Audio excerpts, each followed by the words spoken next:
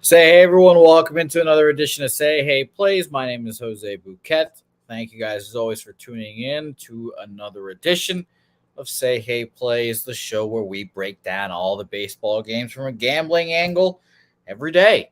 It's a whole lot of fun doing it with you guys. I appreciate all the support. As always, appreciate those in the show early, hitting the like. Thank you guys as always. Full show here is on a Tuesday. It's going to be fun. Talking about all these games. I have a pretty decent card already, honestly. I don't know. Again, maybe it's because of our guest who brings the high volume out of me. I don't know what it is, but Tuesday seems to be higher volume days for me, and I've got a good amount of bets here today to talk about, and some additions that I kind of went back and forth on that we'll talk about as well. All right, well, no more dilly-dallying. Let's bring on our guest. My guy, Ian Cameron Bobano, joining us now. Bobano, how are you doing? You ever have one of those days where the time sneaks up on you? Like I'm just sitting in my patio a few minutes ago, and I'm like, holy shit, it's 5:00. I got to get going here. That is extremely relatable. You were just having a time on the patio, having a good day over there. It's a beautiful day. That's probably a big reason, but we're here now. Well, I'm glad you are, Bobano. I'm glad you're having a good day on the patio as well. Let's not keep you too long from it because I know it's calling your name, Bobano, and to be honest, that sounds very nice right now. Indeed. Rocco Rogers, Justin McElvey joining us in here. Justin dropping his stack spot on the Orioles team total 3.5. Justin, you know what side I'm on there, so I'm happy to see that. We'll talk about that show as well. Vitalis, Nasty Nate, J-Dub, Preston Ekdahl, everyone in here in the chat. Preston lamenting the craziness of this industry. You're telling me, Preston. It's a crazy world out there, Preston. Let's get into this action here. Let's start off with kind of a meh game in Miami Marlins, Cincinnati Reds here. I was on the losing side with the Marlins yesterday, believing Yuri might be able to put it together, but as it was on the live stream, he couldn't throw a breaking ball for their strike, so the Reds were just pouncing. I can't back the Marlins here at this price, unfortunately. This would be a very interesting playoff game to get into the actual playoffs. We'll see how it goes. These games matter a whole lot. I don't trust Luke Weaver as well, Bobano. Let's talk about the market here real quick before I pass it off to you here, Bobano. First, money line wise for this game, let's go 68% of the bets and 73% of the money on the Cincinnati Reds here as a little bit of a dog. And I get it. I mean, I'm kind of surprised by the length of the line as well. But totals wise here, expecting runs, bigger bets on the over, 42% of the bets and 65% of the money on the over here as well. Bobano, take it away here. What do you think about this Braxton Garrett, Luke Weaver spot? I mean, I thought last night was the spot for Miami to get it done with Yuri Perez returning, and it started out well for Yuri, but ran into trouble in the fourth and the fifth inning. Maybe a product of being out of the majors for a bit, but that was a tough one for Miami to lose because it's not going to get any easier. And, it's really two teams I'm not in a rush to back, especially in Miami after what happened last night. Braxton Garrett, who is it's one of my favorite strikeout prop guys. I do think the strikeout prop with Garrett's worth a look here, but he's also been hit around a little bit here. 3 of his last 4 starts haven't been good. Philadelphia, he gives up 3 runs, 6 hits, just 5 innings, 6 runs, 7 hits, 3 innings to lowly Colorado, 4 runs, 6 hits, 4.2 innings against Baltimore. I mean, he's just not in great form right now. And I'm not ready to lay a price with him, and I'm not ready to lay a price with this struggling Miami team, who now, after losing to Cincinnati yesterday, is in even worse shape than the Reds right now. Falling out of the playoff race if they keep this up. Miami just been brutal for them. But there's no way I'm taking Cincinnati with Luke Weaver. I mean, Luke Weaver is not someone I entrust to shut the door. Miami's lineup has been wretched, in some of their recent games, 2-0, 2-2. 4 of their last 5 games held to 2 runs or less. The only game they put up a big number was against John Gray over the weekend against Texas. So they're not hitting, but they should hit Luke Weaver a little bit. So I'd probably play over, if I were to get involved with something in this game, if you look at that great tool that I know Jimmy uses as well, Ballpark Ballpark Factors. I mean, Great American is just run enhancement off the charts today. Warm weather, a little wind blowing out. So I would play over or not play the game at all. Agreed. I'm not playing this game. I'd lean over as well. By the way, crazy news that Preston's telling us here that the Barstool bought themselves back basically, and now Penn is going to get they're going to rebrand as ESPN Bets. Very interesting. The ESPN's desperate for money at this rate with everybody they're laying off. So if the sportsbook operation is our thing for making money and stop bleeding it instead, that's what we'll do. That's what they're doing. I mean, yeah, honestly, that's probably the best move for them, best way for them to go. I mean, ESPN Bet will be interesting. That'll be weird. I'm excited to see what happens with that. Now their gambling content, they're gonna have to turn that shit up because their current gambling content sucks ass. Yes. Minnesota Twins, Detroit Tigers. Shout out to their studio though. It looks very nice in Vegas, but just horrible content that they have going on over there. Sonny Gray and Eddie Rodriguez back here. Very interesting total movement here, Bobano, because this was a 7.5 this morning. Now all the way up, well, not all the way really, but up to an 8 now with two pitchers that I kind of figured to be lights out here. Again, we're running up to that Minnesota Twins against lefties. Not good. Obviously, me and Doc talked about the game yesterday, and Doc didn't believe in his Twins. He was on the Tigers. I guess I bought in, and I took the run line plus 1.5. They got fucking smoked. But they were one of the worst lefty teams in the league this year, and I don't believe they could go back-to-back performances, especially because obviously Eddie Rodriguez is much better than Joey Wentz. So I leaned under, but that total movement was interesting here. And let's talk about the market moves there in this game. Where are you? Show your face. Wow. I can't believe this. 89% of the money and 94% of the bets on the under. And this really moved up. I need to double check that because I'm fairly confident this is a 7.5 this morning. And yeah, I don't know. It's just interesting looks, Bobana. What do you think? Yeah, this is a tricky game. I'll tell you what, though, I probably could only look at the Twins here. I mean, Detroit, that was wretched for Joey Wentz and the Tigers yesterday. And Pablo Lopez shut him down. But Pablo Lopez, to a team that strikes out a lot, he can do that to you. And that's exactly what we saw last night here going into this game. Sonny is one of those pitchers right now for the Twins where, if his control and command is on against a weaker lineup, he can probably mow them down. But if his command and control is a little off the mark, and it has been at times, and he's given up home runs, I mean, that's when he can get into trouble. But he's been better here the last 3 starts. He's given up just 7 runs in his last 19 innings of work, which is pretty good. Twins with the win in his last start 5. I backed Minnesota just because the price was so cheap, fading this St. Louis team that's traded everyone away, or traded a lot of pieces, I should say, away, especially pitching at the deadline. Tigers on the flip side here, when you look at Eduardo Rodriguez, he's pitched pretty well for the most part. 2 runs or less in 3 of his last 4 starts. Tigers are 3-1 in Eduardo Rodriguez's last 4 starts as well. So, it's probably 2 pitchers that should be able to actually pitch pretty decently here, you would think. And after a high-scoring affair last night, well, most of the runs were all Minnesota, obviously, with what we saw. 9-3 ended up being the final score last night. I don't necessarily know if we're going to get this a similar story here because Sonny Gray can handle below-average lineups, and I think he can handle this Detroit lineup right now. I like what I'm seeing out of Eduardo right now, so I actually lean under the total in this game, but I'm not going to get involved. Other than maybe a look at the strikeout prop for both guys, probably like Eduardo's prop a little more, though. Interesting. I'm looking at the market moves in this game. I've got this opening up at an 8 at some places. I actually had this opening up at 8.5 at some places. How weird. This line has just kind of bounced around, it seemed, a ton. And maybe this site right now is just not being very forthcoming with these line movements. But yeah, I've got like Bet Online, for example, opening up at an 8. And it's just steadily dropped down, it seemed. But Bovada apparently opened this up, which I kind of don't believe. The Bovada line movement here is kind of just all over the place. It even says it went up to a 9 at one point. So I'm passing on this game. Rocco Rogers likes the over in this game. I don't hate it at all, Rocco. I don't hate it at all with all that money on the under, but I'm not going to move on this game. Let's go St. Louis Cardinals, Tampa Bay Rays here, Bobano.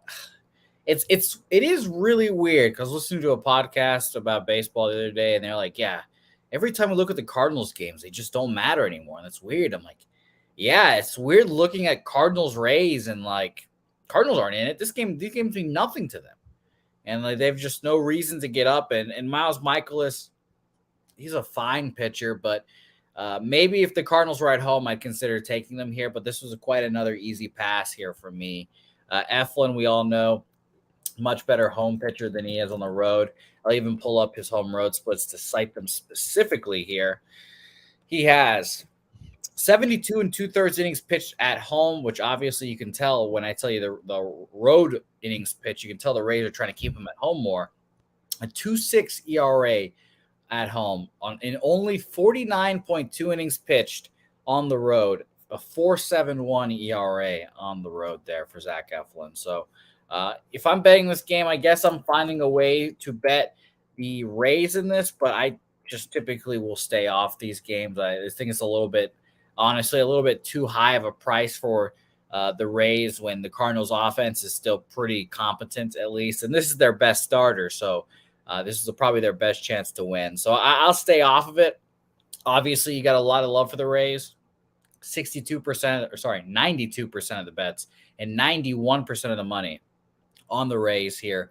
And totals wise here, a lot of over love here. Big over money. 43% of the bets on the over and 82% of the money on the over. So over is definitely where I lean in this game, and mildly interested in that just because, again, the Cardinals offense is still can be very good, but nothing here for me.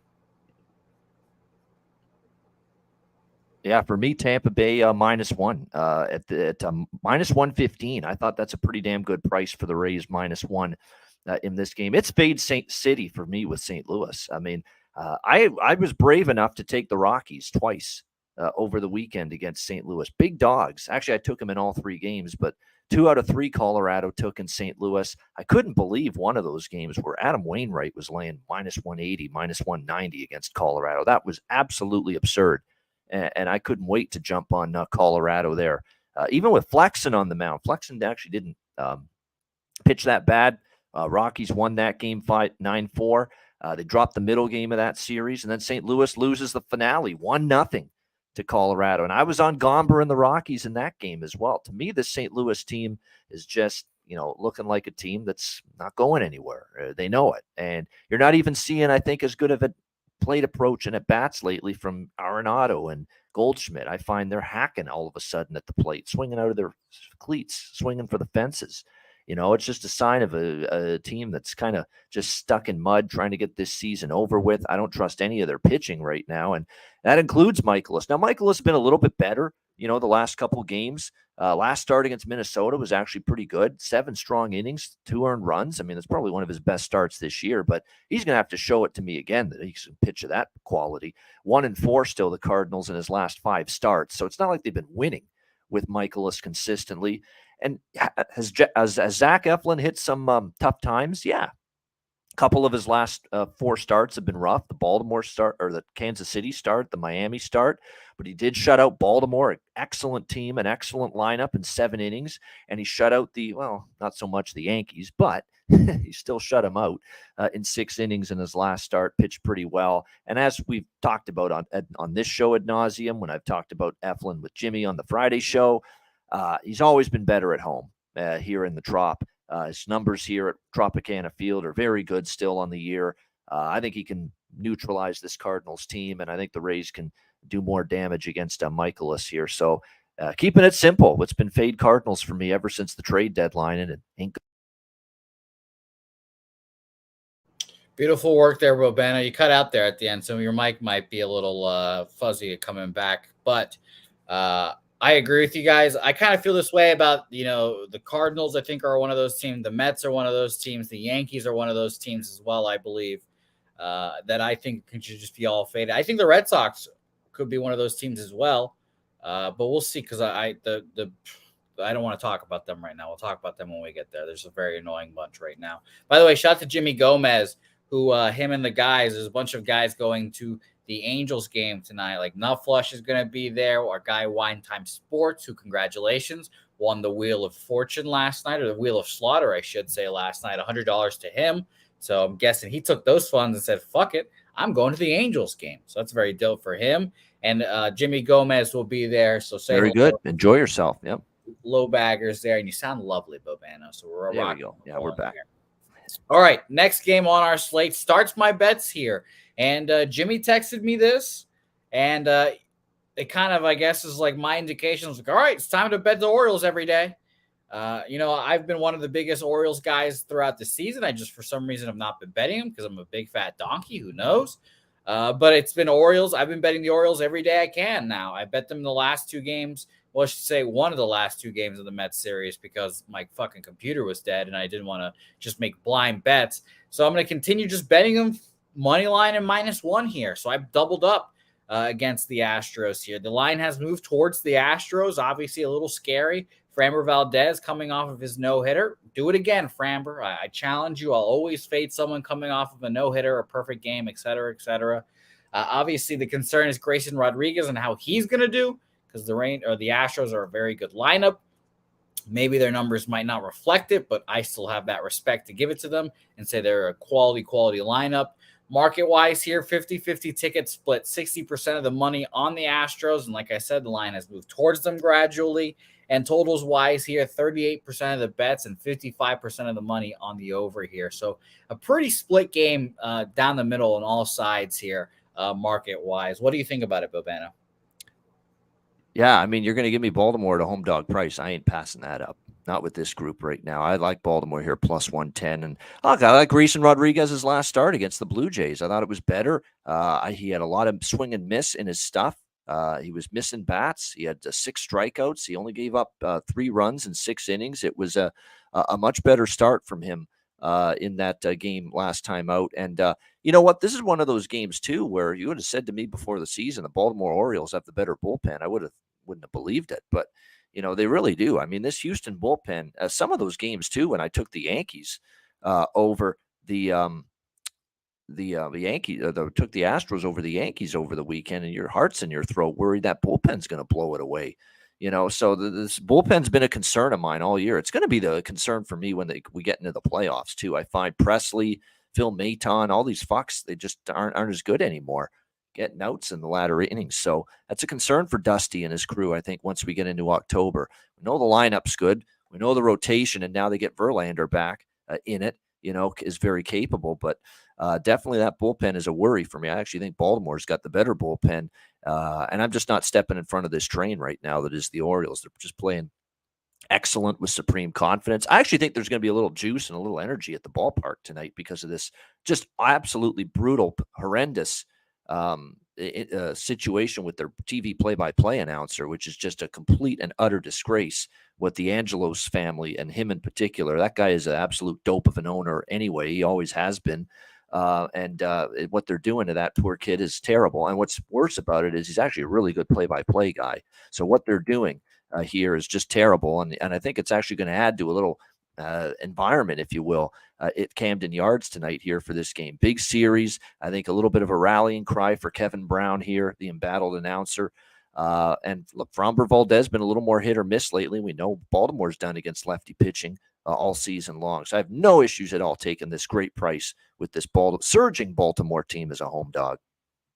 I'm excited to watch this game. And shout out to BJ, who's on the Astros confidently with his big boy bets. I don't love being on the opposite side of him.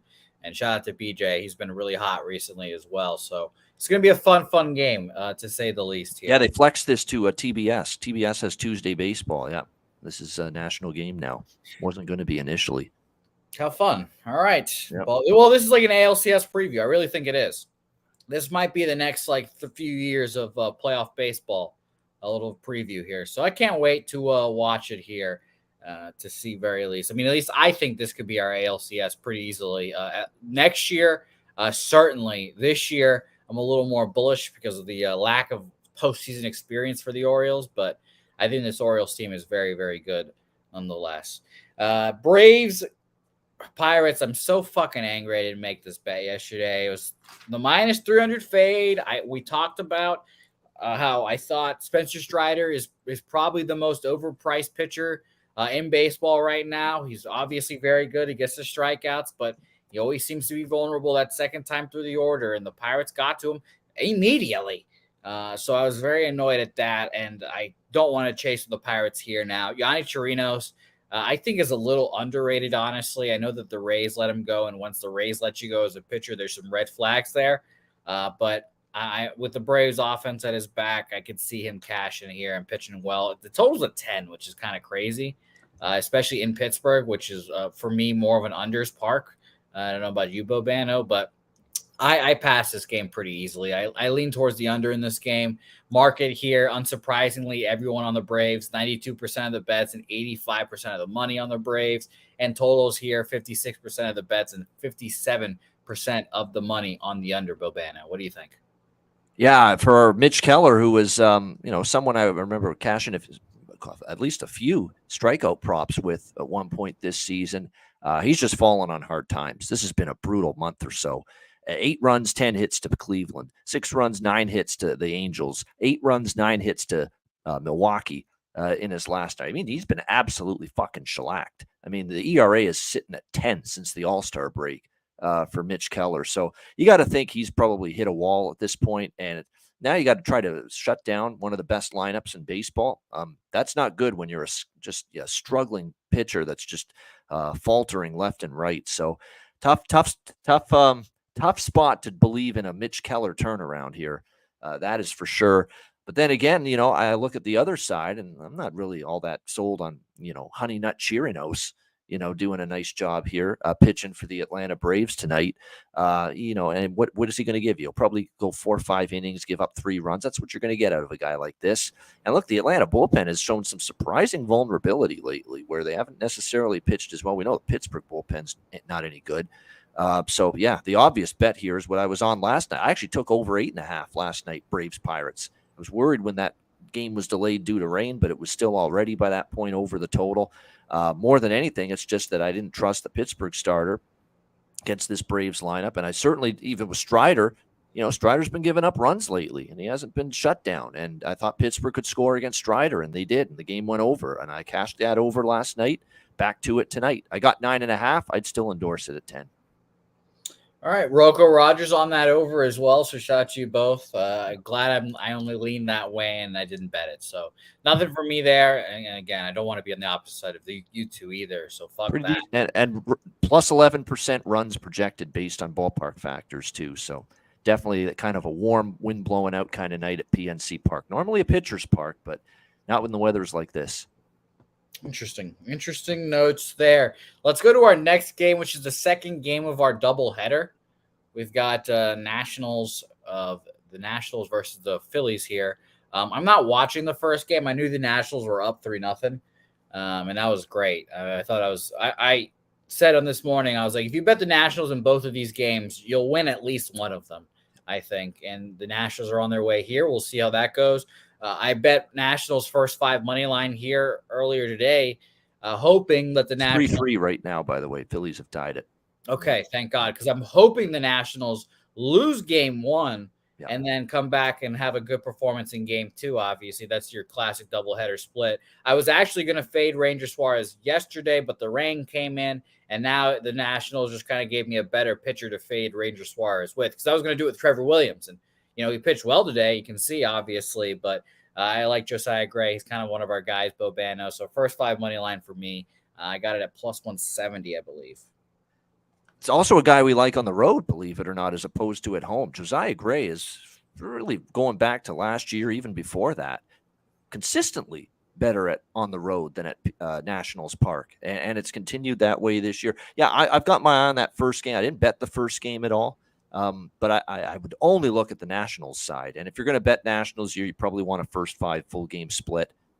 Although I will say this Nationals bullpen, which I've absolutely, just railed on all season long, how bad they are. They haven't been as bad lately. They're not, it's not atrocious the last, week or so anyway.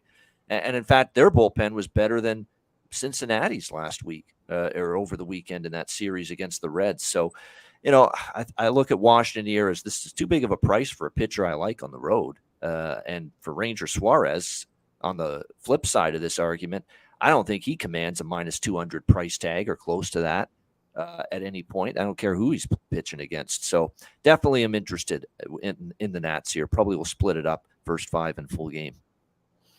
All right. Well, I'm glad that we're on the same side there. Obviously, the Nationals hit lefties well as well. We've talked about that many times this season. Let's talk about the market real quick before we get out of this game.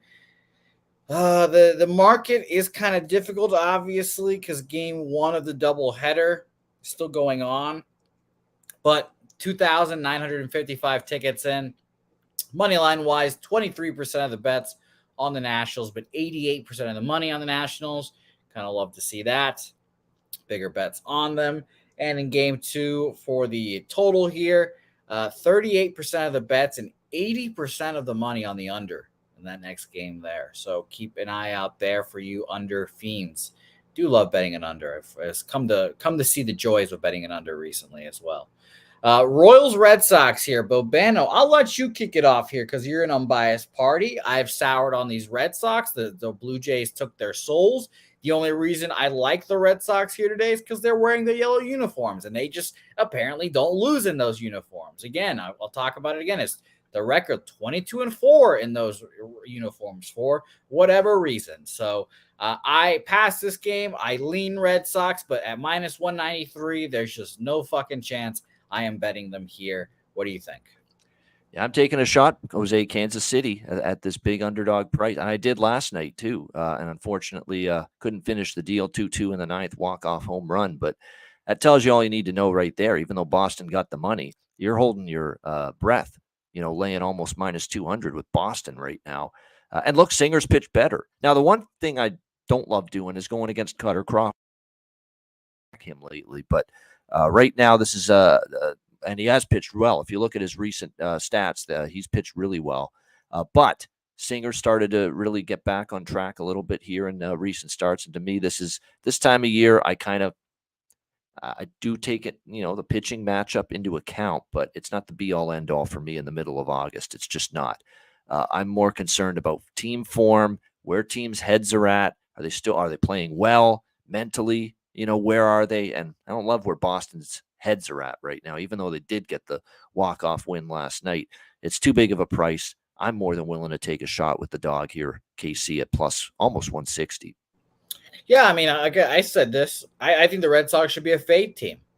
The only reason I'm not fading them here is because the Royals are incompetent, and they've had their hot stretch recently. I just don't trust them again here.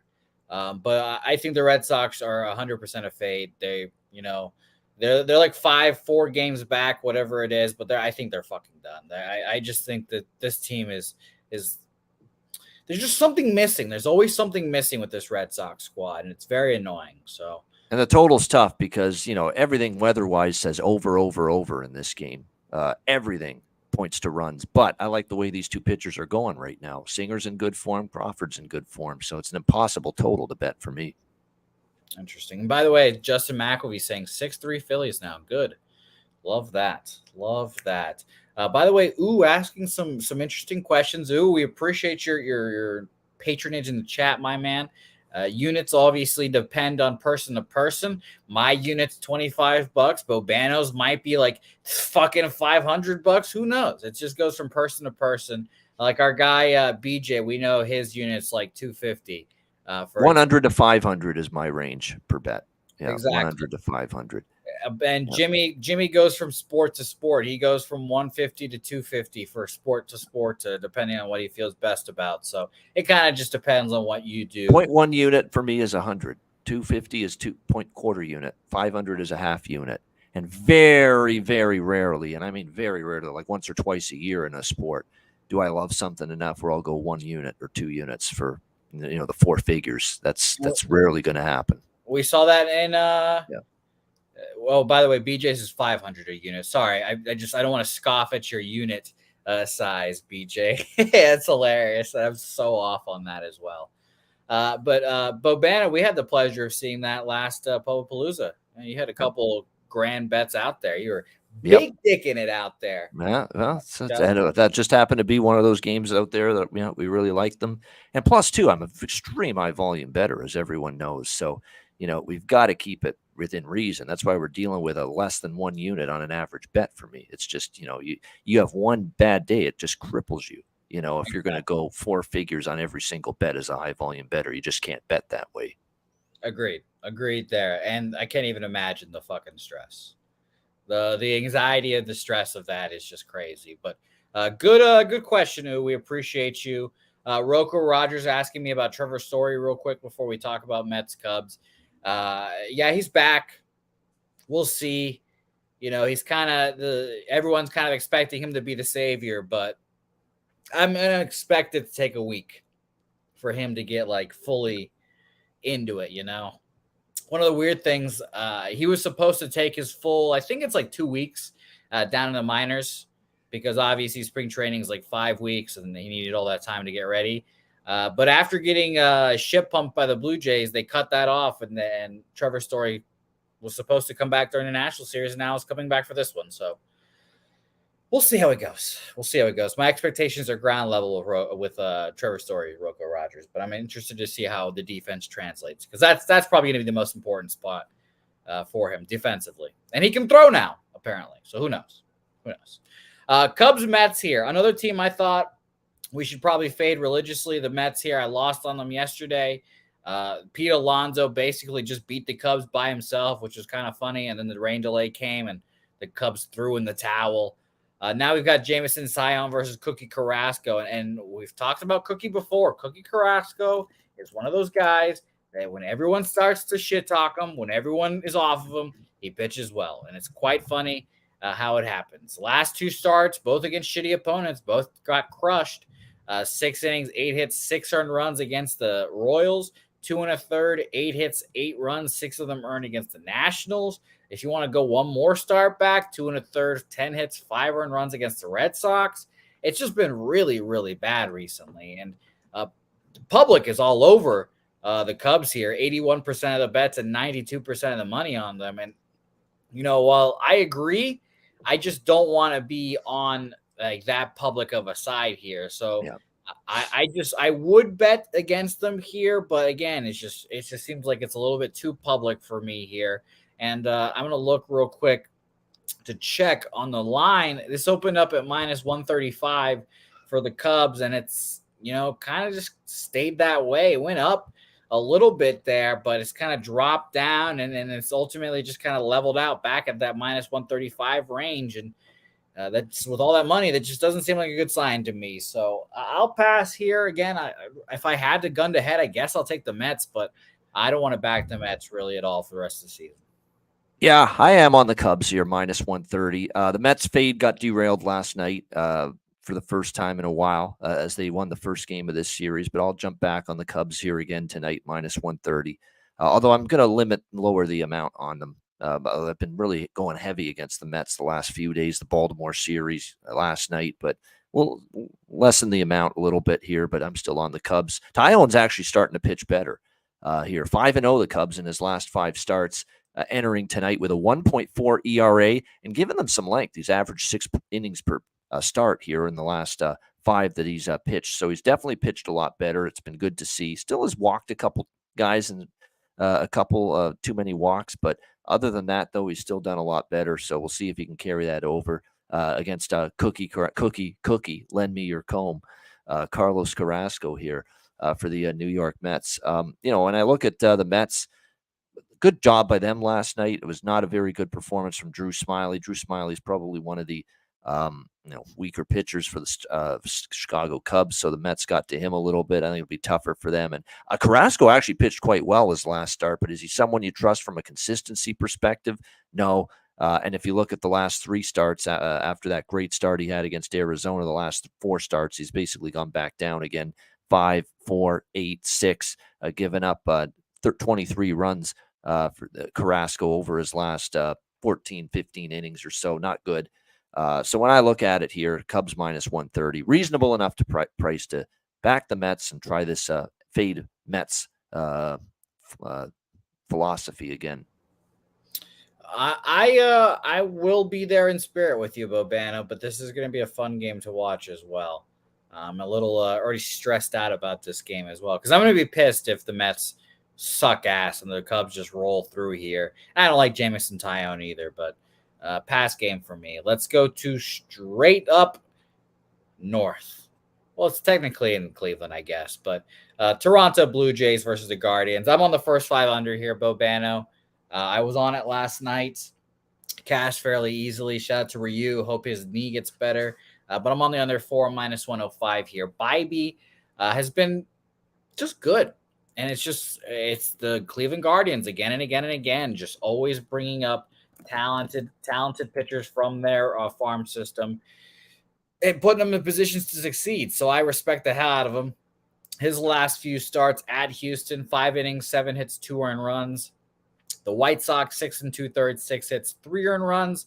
And the Phillies, 7 innings, 2 hits, shutout ball, 8 Ks, 1 walk there. Just good. Just been really good all year. And I think he can, surprise the Toronto Blue Jays team that coming off of a very high series sweep. They were offensively down yesterday. I think Bybee could do the same here. So I went first 5 under here. And Toronto against righties has not been as good as everyone would think in the last month. I'll double check my number here, but I believe it was 102 weighted runs created plus against righties, which is just borderline average there. But I'll double check right now. Yes, it is 102, 13th best in the league since July 1st to today against righties. So I believe in the young righty and Bybee here, and Kikuchi can take care of a Guardians team that struggles against lefties. So first 5 under 4 minus 105 for me. So people on this show probably know I love Gavin Williams, right? And obviously he was pitching for Cleveland last night. He's got great stuff. I've backed Cleveland a lot with him on the mound. I've taken strikeout props with him. But all that being said, I was on Toronto last night. And the reason I backed the Blue Jays in that game last night was very simple.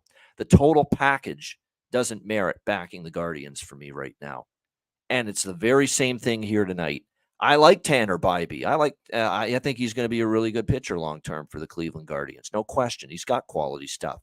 He can change speeds, keeps hitters off balance, definitely. But the total package right now for Cleveland stinks.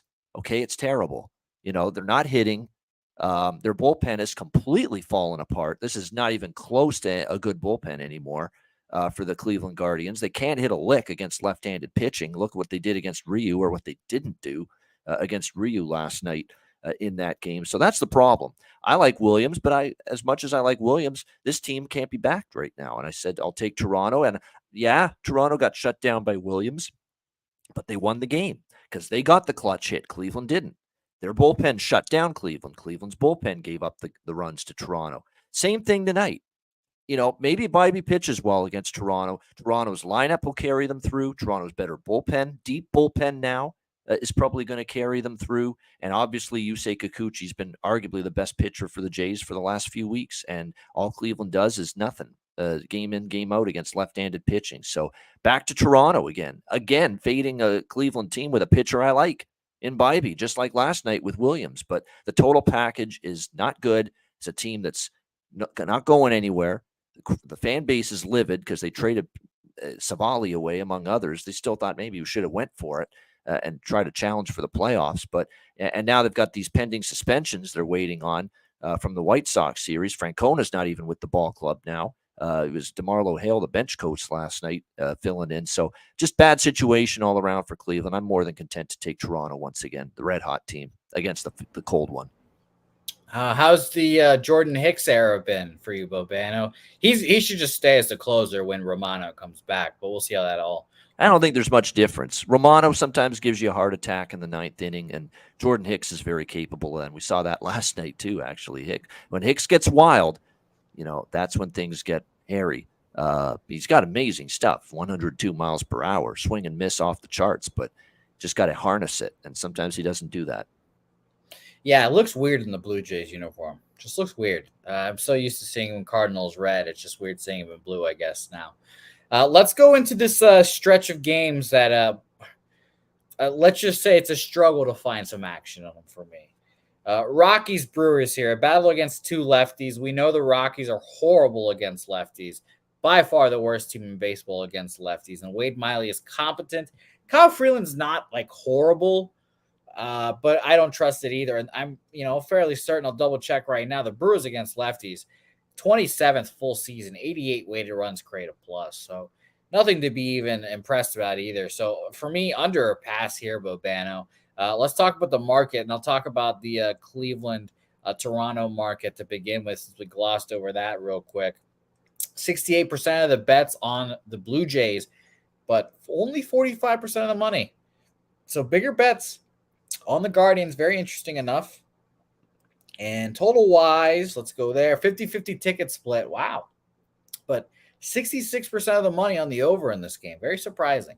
Very surprising. I'm on the under there. As for this game, let's talk about the total first for Colorado, Milwaukee. 73% of the bets and 58% of the money on the over. That's surprising. I figured that it would be under love, since both of these teams are horrible against lefties. And a lot of love for the Rockies here. 12% of the bets and 82% of the money on the Rockies here. Big bets on the Rockies here, Bobano. Did you have anything in this game?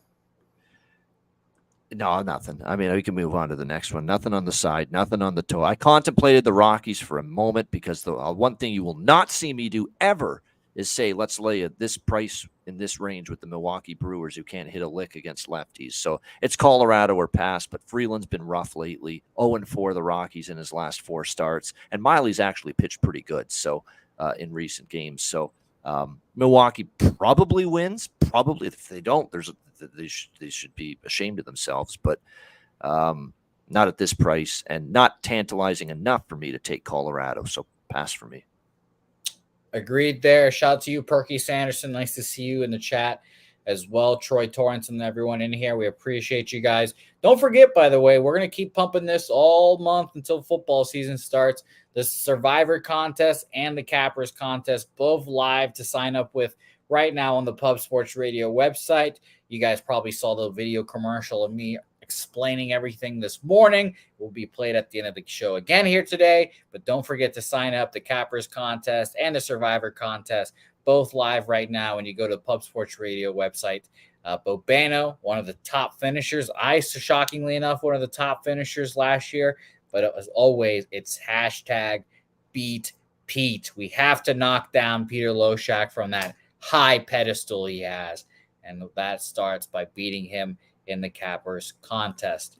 Let's go to our next game, Yankees White Sox here. And shout out to my dad, Jimmy the Bag.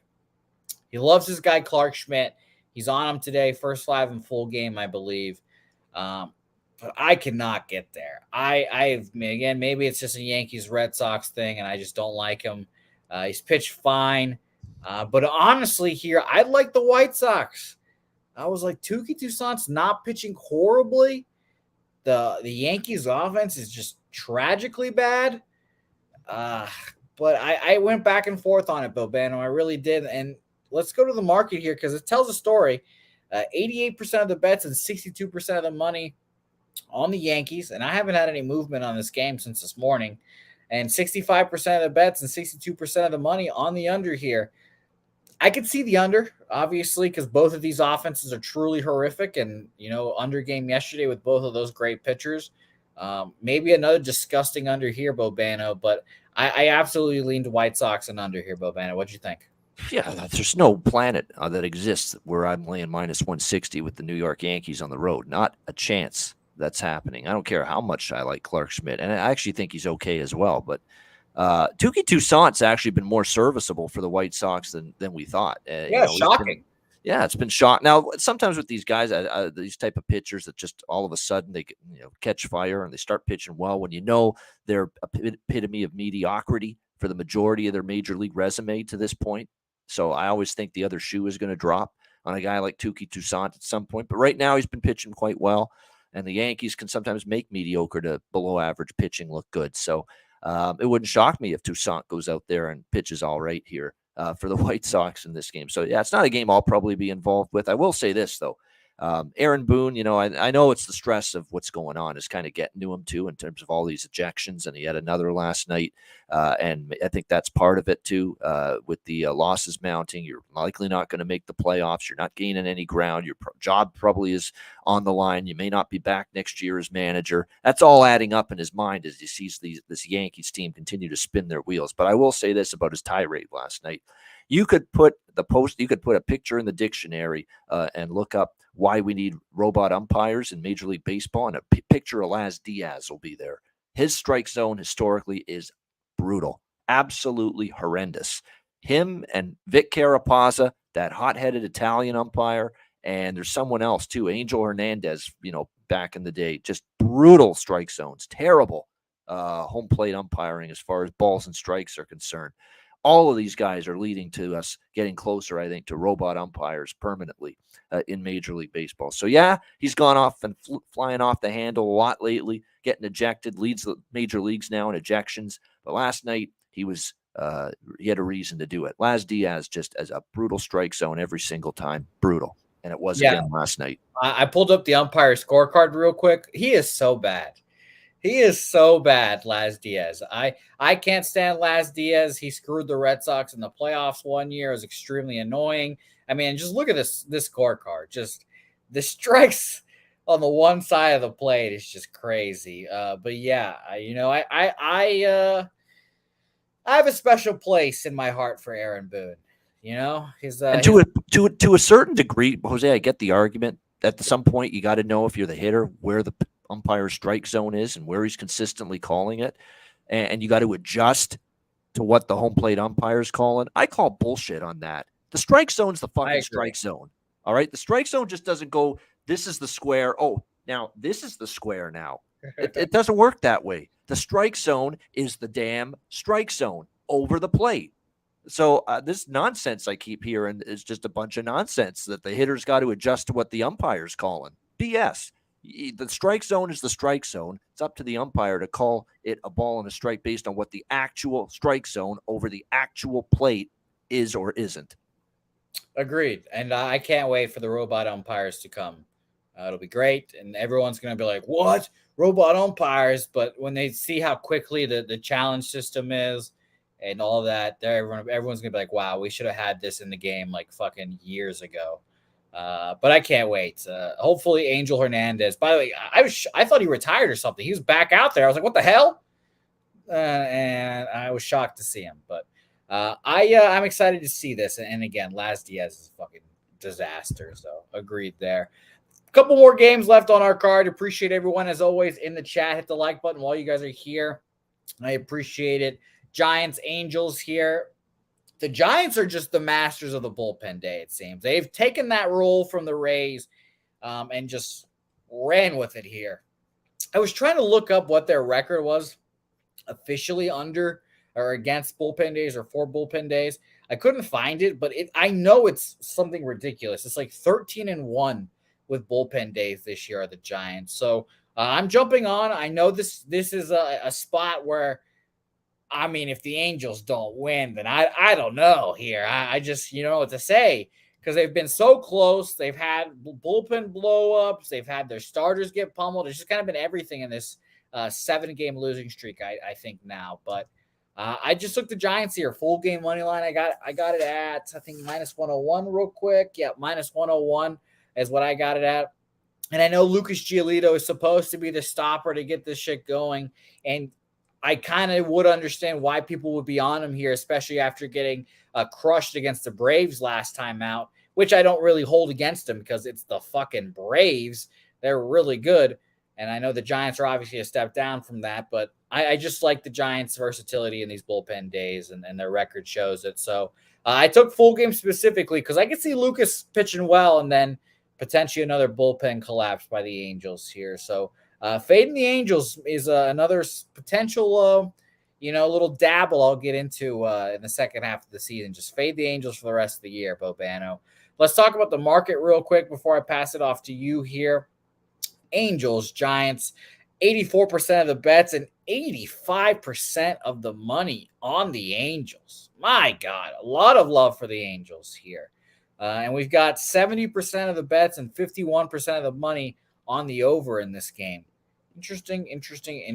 Bobana, what do you have on this one? Yeah, so it's for me, it's San Francisco or pass. I'm probably going to pass though, but I'll say this. I mean, the only reason I'm passing is because I'm for the Angels. This is like you brought in this guy Giolito, for a big spots, big games like this where you're trying to hang on for dear life in the wild card rate. You need this game after absolutely gagging last night with your horrible bullpen, or that inconsistent bullpen. It's at times the Angels bullpen's been good, but that's the age old Angels bullpen that we've seen for pretty much the last decade, more often than not, that showed up last night against the Giants. So after losing like that, they can't afford to lose this one too with Giolito on the mound. But you're right, San Francisco's been great in these bullpen days. Scott Alexander's been good as an opener. The arms they're going to have coming in. Alex Wood, the primary tonight, he hasn't pitched in a week, so he's going to be rested. We'll see how he does. He's used to now pitching these long relief roles, on these bullpen days for the San Francisco Giants. Manaea is not great, but at least he's been a little bit better in the bullpen than he was as a starter. And actually, Jacob Junis, you'll probably see some of him. He's been surprisingly effective, in this relief role on these bullpen days. So, it wouldn't surprise me to see San Francisco just bullpen relief their way to another victory against an Angels team that's kind of gone back in the tank again here. All this great momentum they had built up, getting close to the final wild card spot, not trading Ohtani, trying to add some pieces, and now it's starting to fall apart and crumble all over again. And now it's starting to be all that old chatter's coming back. Oh, is Ohtani not coming back next year? Another year for Mike Trout not in the playoffs, and right back to doom and gloom again for the Angels when 2 weeks in a row, 2 weeks ago, I should say, it looked like, wow, this team might be building for a playoff push. Playoff push might be done if they lose tonight. So, yeah, Giants are past, but kind of feels like a must-have spot for the Angels. That's the only reason I'm not taking the Giants, but I sure as hell would be putting money on the Angels, that's for sure. Agreed. And the line has flipped, like the people in the chat are saying. Open at minus 115 for the Giants. Now you can see the flip to the Angels. So I understand. And, if I lose this bet, it's okay because I'll just probably go right back to the well again tomorrow with the Angels, or with the Giants, I should say. And I feel the same way about the Orioles bets too. I know the line's moving towards the Astros in that spot too. You lose it, I'll just come right back there again as well. So I'm on the Giants. Roca doesn't care about the line movement, and I hope I obviously don't care either, but I hope it favors us here today and it comes through for us here. So very fun game to talk about. I'll be watching because admittedly, I get some sick pleasure of watching the Angels just shit all over themselves. And just some sickness inside of me that just likes to see them just flounder and fail. I don't know what it is. Maybe it's my desire for Ohtani to leave that place ASAP. Maybe it's a dislike of Artie Moreno. Maybe it's because I don't like Mike Scioscia. I did not like Mike Scioscia back in the day. He was a really good manager for the Angels, and just actually made them good. Like I just remember playing the Angels all the time in the playoffs as a Red Sox fan. So I hope they do get crushed here, but it's okay because I still love Shohei Ohtani. And by the way, let's fingers crossed Mike Trout can get out of there too. Jesus, get out of there, Mike. Next game on our slate, we have 3 more games. Appreciate everyone. Hit the like button as always. Let's talk Dodgers, Diamondbacks. And I'm on the over in this game, Bobano. Maybe this was a little bit too easy, but Brandon Pfaadt, it's been a poor this year to say the least. I believe, I want to double check before I say this. I don't have his last starts in front of me, but his last start was his return to the majors here. And it wasn't bad, was it not? No, it was 7 innings, 2 hits, 1 earned run ball against the aforementioned Giants. Still got the loss for it. But it's the Dodgers. That's the difference here. The Dodgers offense is a juggernaut. It's a machine. We're going to see it's kind of just like the Braves, except for the Braves offense just continues on. It's Mookie Betts and Freddie Freeman and to start these games. So Mookie Betts will find his way on base, single. He'll steal second base. And then before you know it, Freddie Freeman doubles. He'll have his hands up fucking doing this at second base. And it's already 1-0 Dodgers. Issue is here, Julio Urias is on the mound, and he has been one of the biggest home road splits guys of the entire year. And I'm just going to bet overs or fade him here on the road until that starts to figure itself out here. Now, again, specifically, home road splits this year 48 and 2/3 innings pitched at home, a 2.22 ERA. Dazzling, amazing. Exactly what you want from Julio Urias. Now, away, 37 and 2/3 innings pitched. He has a 7.88 ERA. And now I looked at it, I was like, let's look at the starts individually because maybe it's like 2 starts that inflates that ERA. No. At Baltimore, 5 innings, 8 earned runs. He had a good one against the Mets, but that's the Mets. 6 innings, 1 hit shutout. At the Royals, 3 innings, 5 earned runs. At the Cardinals, 3 innings, 6 earned runs. At the Padres, a decent one, 5 2/3, 8 hits, 2 earned runs. At the Pirates, 5 2/3, 6 earned runs. At the Cubs, 3 1/3, 5 earned runs. Just get smacked around. So I'll take the over in this game, and any runs that the Diamondbacks can contribute here will make me feel better about myself here. But I'm expecting a little bit of both on each side. So over for me here, Bobano. I'll pass it off to you. Yeah, I could only play the Dodgers here, but I don't love the travel situation. They were finished in San Diego yesterday, day game, and then you travel and without a day off, and you're in Arizona tonight. And you're right about Julio Urias on the road has been a horror show this season. But I will say this, the one thing that does concern me, because I'm with you on the total. I like over 9. I got over 9 minus 125 at 9.5. I still like it. The only concern is he's absolutely dominated and shut down Arizona in the past. 1.55 ERA in his career against the Diamondbacks. So he's done very well against them. Arizona's not exactly hitting right now, but there's been no evidence of Julio figuring it out on the road. Or it's been the Pirates, you mentioned, of all teams, just crushed him on the road. So I think Arizona can contribute, but I'm expecting the Dodgers to do most of the damage for the total here.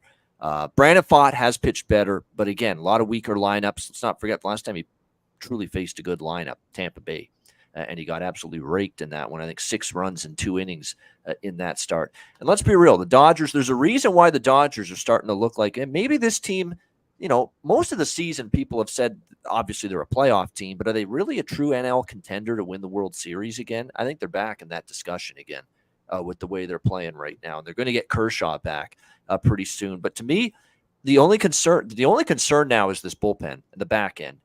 Can Gratterall and Joe Kelly and Caleb Ferguson and Phillips and all of these relievers they've got, Bessia, all these guys really get going and shut the door? That's still a little bit of a question for me, but you look at the rotation, they got a good enough rotation in my opinion. Gonsolin might turn it around. Lynn's been good. Bobby Miller I like. Kershaw's going to be back soon. But to me, it's this lineup. They've suddenly got the deep lineup back again. When you can put out Freddie Freeman, Mookie Betts, J.D. Martinez, Jason Hayward, all of a sudden when he gets in there drinking the fountain of youth and shocking. Shocking. David Peralta's been great at the bottom of the order lately for the Dodgers. Miguel Rojas has stepped up at the plate. Even Chris Taylor, when he's gotten in there, you're starting to see him swing the bat a little bit better. I mean, there's just so many different options for Dave, a.k.a. Bip Roberts here now at his disposal. It's a very deep lineup. There's a lot of options. There's going to be guys that you can call off the bench that are capable of creating a big hit when you need it. So that's going to be trouble here for Pfaadt and probably the Arizona bullpen as well. So I'm on the over, hoping that Arizona can do enough to help that total over the number, because I definitely think the Dodgers will score in bunches tonight. Yeah, I'm on the over 9 minus 120. I'm glad you're on it as well, Bobano. Let's talk about the market before we move on. By the way, a gigantic series for the Diamondbacks. Like this is the season for them. We talked about the Red Sox and Blue Jays. That was the series for the Red Sox there when they got swept. But I mean, the Blue Jays, the Diamondbacks have to show up in this series because, I mean, obviously they've fallen back. They're now 9 games back when they used to have a commanding lead in this division once upon a time. Arizona and Miami, both of those teams, the clock is ticking. 100% there. And if they lose this series, they're probably done. They're probably done as it is. But they just have to show up if they have any shot of, competing in this as well. 2 games back of the wild card. We'll see. It'll be fun to watch. I can't wait to see how the wild cards shake up. I do hate the 3 wild card teams for just an ownership spending money standpoint, but it's great content. It is in fact great content, as they say. Let's go to the next game. I unfortunately don't have any plays on these next 2 games, but I'd love to hear what Bobano thinks about Padres Mariners. I don't know. Maybe I'm just over exaggerating. I actually can say I'm definitely over exaggerating, but and I don't know when the last time the Padres have been dogs, even though we think they stink. They should be dogs like forever. I don't know. Again, I'm obviously over exaggerating here, but seeing them as an underdog just kind of makes more sense. And we've got a good squad. The Mariners who have come back to life. They seem like they're, back to their old bullshit of being a perennial, well, not perennial, but a playoff contender. They're 3 games back. Oh my gosh. That's crazy. They're 3 games back of the Blue Jays here, who have, I guess, distanced themselves out a little bit. But this is the one team they haven't distanced themselves from, Seattle. Yep. Yeah, and that lead got big quickly. And, obviously the Seattle Mariners are on a 5-game winning streak. They're 8-2 in their last 10. But when you're on a 4-game winning streak as the Blue Jays, that keeps that distance in between them. So shout out to them. That's pretty impressive. I've got nothing on this game. I don't trust Nick Martinez at all. Shout out to Dabby Cab, who can't stand the guy. I like Logan Gilbert a bunch, so I lean towards the Mariners here. But we've got 49% of the bets and only 34% of the money on the Mariners. So you can see the bigger bets and a little bit bigger money or bigger ticket size, or more tickets, I should say, on the Padres.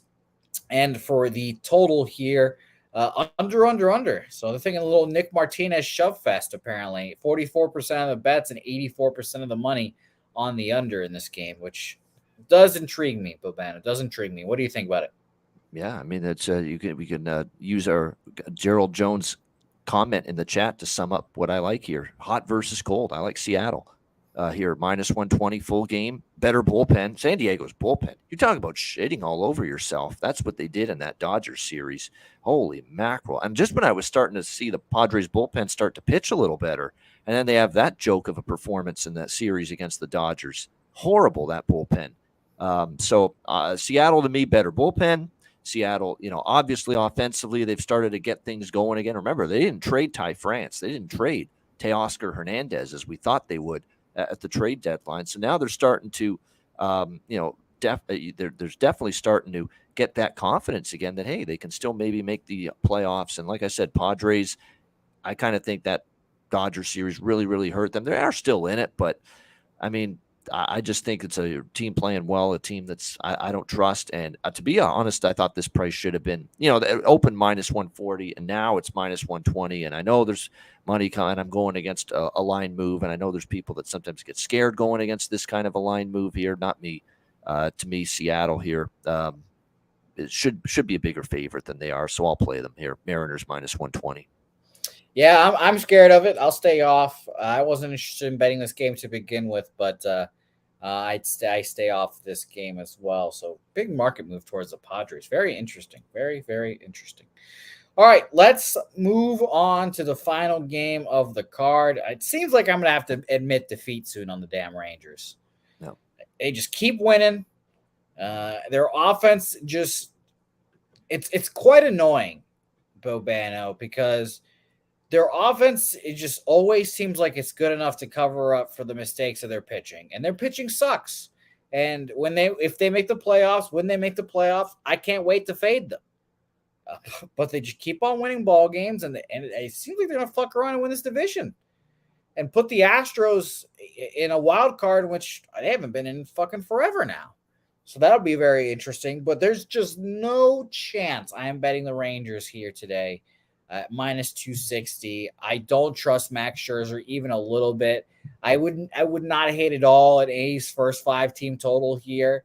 But JP Sears is just not a good enough lefty, and he's not bad, but he's not a good enough lefty for me to try to go up against the Rangers here, who full season against lefties, they're second best, 128 weighted runs created plus full season. So quite an easy pass for me on this one, Bobano. Market here, kind of shocking to say the least. 14-1-4 of the bets on the A's and 81% of the money on them. So I guess no one wants to back the Rangers with Max Scherzer at that big price, and I understand it.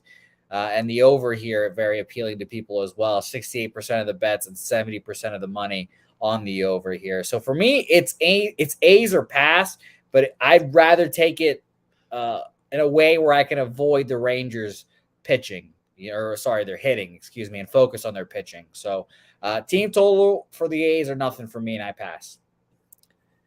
Yeah, I'm going to fade the total move, 8 to 7.5. I'm going to go the other way with over 7.5. Tough luck loss for me with the over 8.5 last night with these two teams, Texas and Oakland.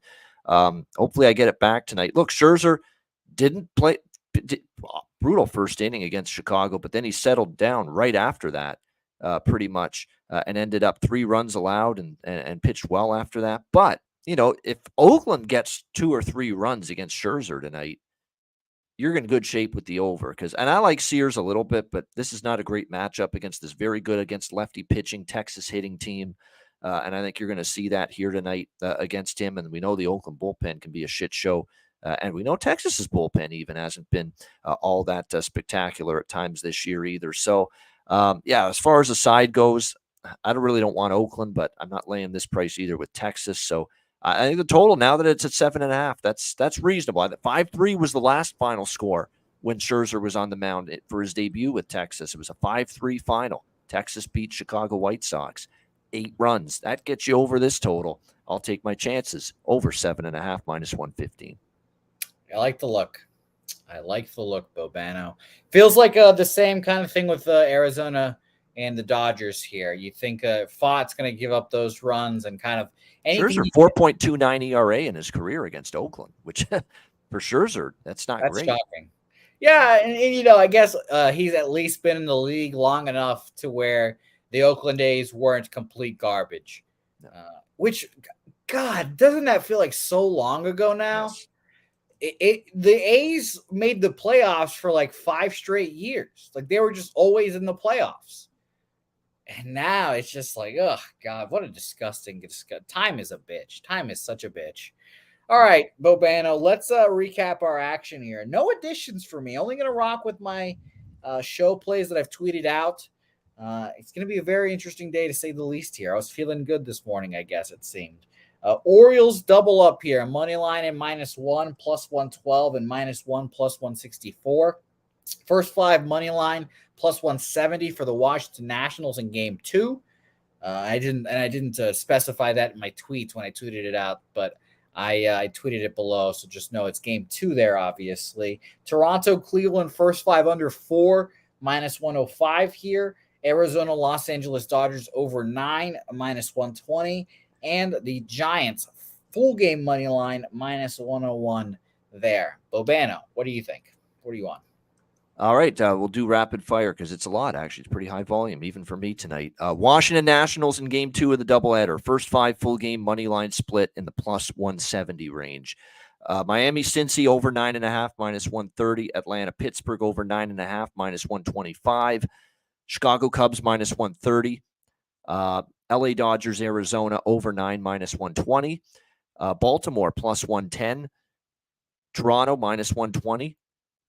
Kansas City +160. Texas Oakland over 7.5, -115. Tampa Bay -1, full game run line -115 there. Seattle -120 against San Diego, and actually that was quicker than I thought. There we go. All right, beautiful work, Bobano. I appreciate you as always for joining us. Where can the people find it next? That'll be next Tuesday with you, and because we're off on Friday. It's every 2 Fridays during the summer for Betting with the Bag, so that'll be next week back on with Jimmy. Beautiful. Enjoy that patio, Bobano. You've deserved it, especially because I've seen back to boozing. I've seen how our Tiger Cats are doing, so the booze is necessary. The booze. Yes. Definitely need even more of it for them. Yeah, exactly. So shout out to everyone in the chat. Ayo, DJ, Dub, Eric Jones, BJ. Shout out to you. I hope we have a good Astros Orioles game watching tonight.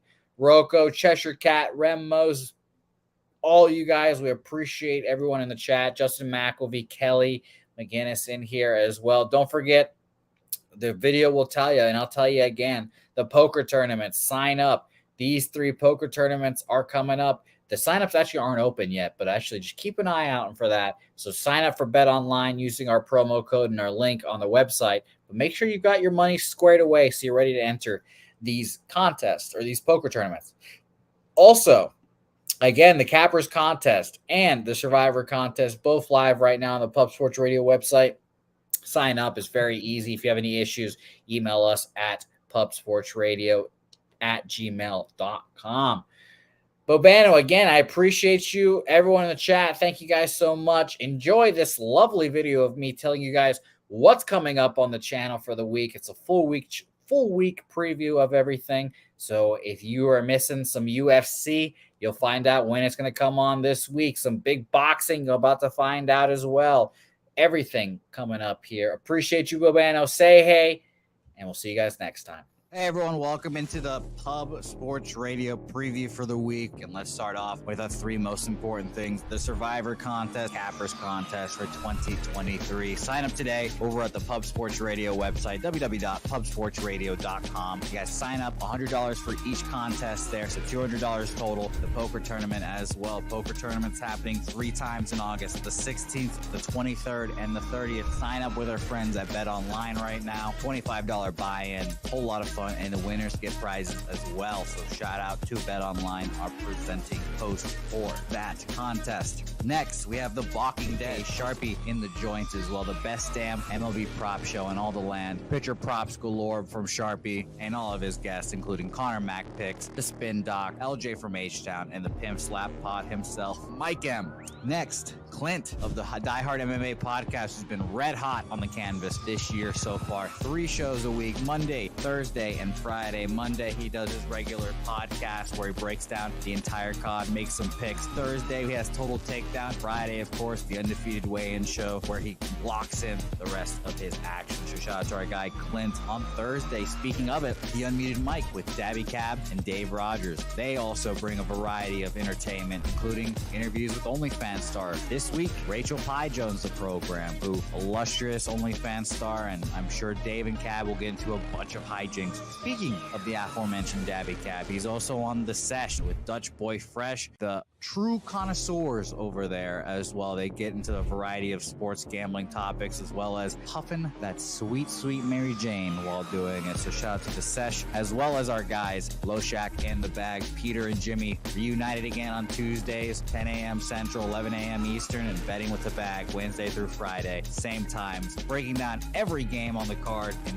great detail and doing it with some of the best cappers in the whole industry and the best damn chat in the damn game. We have the main event on Talking Hands, Danny Betts and Preston Ekdahl talking about the latest boxing card that's happening this week. Starting on Tuesday at 7:30, have Oscar Valdez versus Emmanuel Navarrete going this week. So check out their show for all the latest insights and opinions, as well as our guys, DFS by the Numbers, aka Brady, on the channel, Stat Diggers.